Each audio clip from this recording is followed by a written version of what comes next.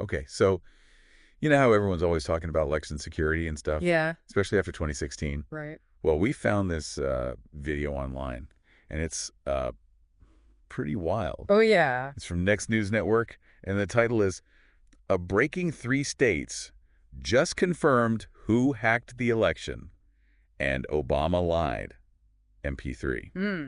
So they're saying that Obama was the one who hacked the election. Seriously. Yeah, and that he used the Department of Homeland Security to do it. Wow. That's a pretty serious accusation. Yeah, no kidding. I mean, we hear claims about election interference all the time. Right. But to accuse a former president of hacking the election Yeah. using the DHS, Like, that's a whole other level. definitely, we got to be really careful about this kind of stuff. Yeah, You need to that. look at the evidence they're presenting and see if it holds up. Exactly. Because accusations like this can really erode trust in our democracy. Yeah. So let's dive into this and see what they've got. Okay, so right off the bat, they bring up this guy, Paris Swade, Okay. and he's from Liberty Writers News.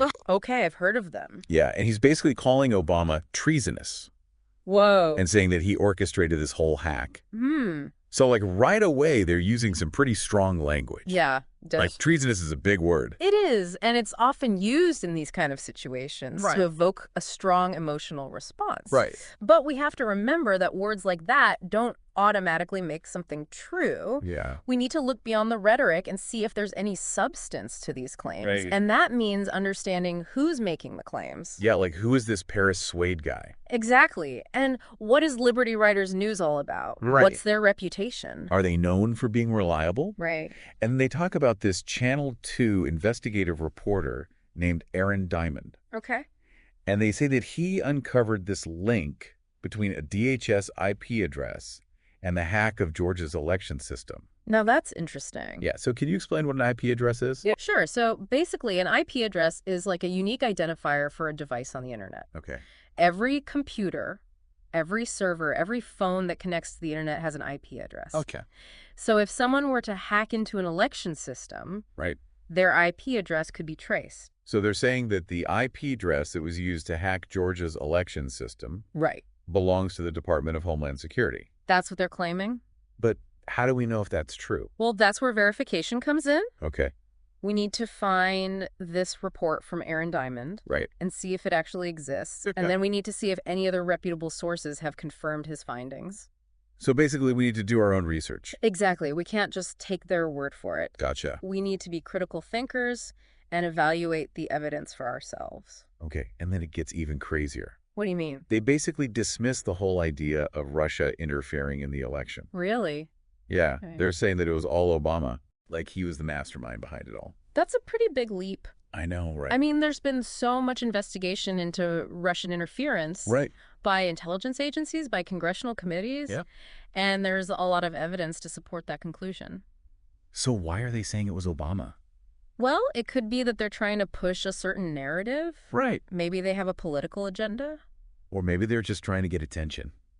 It's hard to say for sure. But it's important to be aware of these possibilities. Definitely. We can't just assume that everything we see online is true. Right? We have to be skeptical. Yeah. And of course, they end by telling people to share the report and subscribe to their channel, Of course. like it's a sales pitch. Yeah, it definitely feels like they're trying to capitalize on this Right. to grow their audience and maybe Yeah. even make some money. Yeah. And that's another thing to be aware of. Right. There are a lot of people out there who are trying to profit from misinformation. Yeah. So we have to be extra careful. So basically what we've learned from this deep dive is that there are a lot of serious accusations being made about the 2016 election, Right. but there's not a lot of concrete evidence to support them. Exactly. And it's important to be skeptical of information that we see online. Especially when it comes to something as important as elections. Right. Because our democracy depends on us being informed and engaged citizens. So what can we do to make sure we're getting accurate information? Well, first of all, we need to be aware of our own biases. Okay. We all have them, Right. and they can influence how we interpret information. Yeah. So we need to be critical of our own thinking, Gotcha. and then we need to be careful about the sources we trust. Right. Not everything you see online is true. Definitely. So do your research, check multiple sources, look for evidence. And don't just believe something because it confirms what you already think. Exactly. Be open to different perspectives, even if they challenge your beliefs. So basically be a critical thinker. Exactly. That's the Right. most important thing. All right. Well, that's all the time we have for today's deep dive. Okay. But I think this has been a really important conversation. I agree.